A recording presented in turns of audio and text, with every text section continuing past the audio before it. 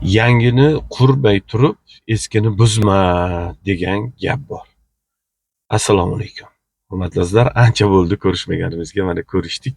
Shu har doim bilasizmi, yaxshi zo'r xabarlar bilan ko'rishaman deyman, lekin afsuski buni iloji yo'qmi deyman deb. E, Kulib mana bu samimiy bir tabassum bilan gapirishimdan maqsad bugungi mavzumiz aytganda shahar ostanovkalari haqida, bekatlari haqida. Shu juda achinarli bir ahvolda, shunga sal tabassum bilan gapirsam, balki shu nima deydi? Mana bu xunuk bo'lib turgan odamlarga negativ ta'sir qilayotgan shu shahar ostanovkalari zora odamlarni bir tinchlantirsami deb shunaqa gapirgim keldi. Endi bu ostanovkalar ilgari qanaqa edi? Ilgari o'sha joyda do'kon bo'lardi. Do'konni yonida skameykalar, endi yog'och skameykalar bo'lardi. O'sha odamlar o'tirib olib, shu issiq bo'lsa ham o'sha ichiga kirardi, chunki ani do'konni konditsionerni qo'shib qo'ysa, bu tashqariga ham nimasi urardi-da. Yonidagi skameykalarga salqini urardi. Gapcha chanqagan bo'lsa, yo uydan choy ichmay chiqqan bo'lsa, pechene nima bir narsalar olib, shu suvdan olib, o'sha do'kondan ichib, avtobusini poylab turardi. Umuman olganda haligi qishda ham salafanlar qilib eshikka qo'yib qo'yishardi. Qishda issiq, yozda salqinadi.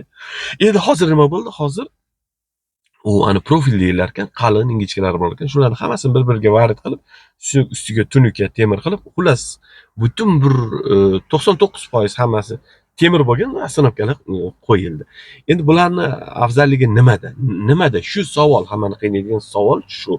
Lekin minus taraflarini sanab o'tamiz.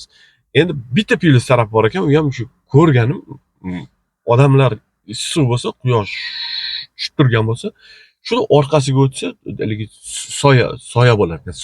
Soya mana eng keraklisi soyasi bor ekan. Ana qulayligi. Endi minus taraflar. Birinchidan, issiqda u temir shu quyosh tushishi bilan qizishni boshlaydi, to quyosh botib ketgungacha shu qizaveradi. Endi unga kelib o'tirgan odamni ham to'g'risi orqasi kuyishi ham mumkin, yo issiq ekan deb "Voy" deb turib ketishi mumkin. Atrofida haligi ochiq, oldilari, yonlari ochiq, shu shamol taylari ham ochiq. Shamol kelib urib aylanib changlar bo'lsa ham odam maza qilib o'tira olmaydi. Endi shamol ham qanaqa shamol? Endi mazayu shamol kelsa deyishingiz mumkin. Lekin issiq paytda issiq shamol keladi-da. Sovuq paytda sovuq shamol keladi. Endi qish paytda bo'lsa, albatta u temir tez soviydi, bilasiz. Odamni biron joy kelib ketsa, o'sha sovuq narsaga ushlayman desa ham o'sha temirni qo'li yopishib qoladi. O'tirsa birdan o'sha orqasiga sovuq nima qiladi, seziladi. Ana endi nahotki shu ostanovkani proyektini qilayotganda, o'shani tasdiqlab qo'l qo'yib berayotganlar shu narsalarni e'tiborga olmagan, hisobga olmagan, hayronman. Yo ular ko'zini yumib turib qo'yib yuborganmi, qo'l qo'yib yuborganmi, shunaqa bo'lganmi? Qanaqa bo'lgan ekan, uni tasavvurga sig'dirish juda qiyin. Endi qarang, gapirmay desangiz ham bo'lmaydi-da endi. Aytsam tilim, aytmasam dilim deydi-ku.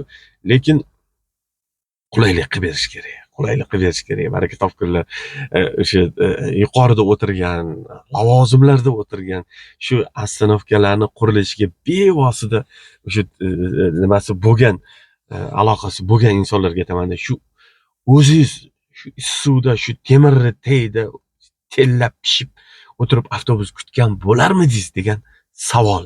Mana savol. Mana shu savolga javob bering. Yo ertaga kuz keladi, yomg'ir yog'adi. Yomg'ir bilasiz, baribir shamol bilan yog'adi, yonidan, atrofidan, tagidan yomg'ir uradi. O'sha paytda yomg'irda u ostanovka o'zi odamni nima qilish uchunki, himoya qilish uchunki, yomg'ir, quyosh, qorlardan naborot uradi, oyog'ingizga tegadi, ho'l bo'ladi. Sovuqda mana o'sha kuzdan keyin qish keladi. Sovuqda qanday o'tiradi? Muzdek temir tagida o'tiradimi?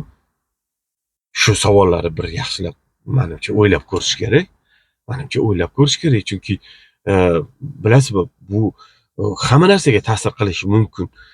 Misol uchun turizm shunchalik darajada rivojlangan paytda endi haligi bitta minus bo'lsa ham o'sha rivojlanish yana orqaga ketib, odamlar kelishi, o'sha turistlar kelishi kamayib ketishi mumkin.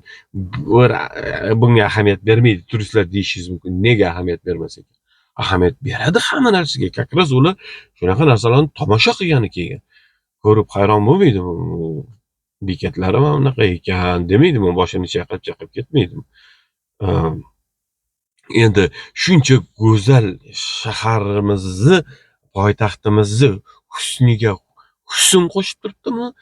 Yo ani husniga husnbuzar bo'lib, ani husnini ko'rinishini buzib turibdimi?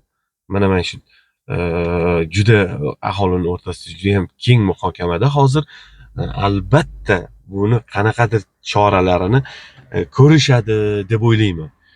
Endi bilmadim, kesib tashlab, haligi olib tashlab, eritib boshqatdan haligi temirga berib yuborib, metallolomga berib yuborib, o'rniga boshqa qurishadimi? Yo o'sha atrofini bir chiroyli qilib o'raydimi, qanaqadir qulayliklar kiritadimi? Endi buni bu javobgar, o'sha mas'uliyatni bo'yniga olgan odamlar bor, o'shalar o'ylashi kerak. Agar o'ylashga, ularni ham shu dankasaligi tutib turgan bo'lsa, mana xalq o'rtasiga tashlash kerak. Mana shu ishni biz buzib qo'ydik, haligi nima qilib qo'ydik, mana shu rasvo qilib qo'ydik, zo'r qilamiz deb yaxshi qila olmadik. Shu sizlar aytinglarchi, nima shu holatida moliyaviy zarar yetkazmasdan yana qanaqa qilib buni bir odamlarga ma'qul holatga keltirish mumkin deb uni odamlardan so'rash mumkin, agar o'zlari qiynalsa o'ylashga. Nima bo'lsa, o'ylab ko'rishga arziydigan masala deb o'ylayman.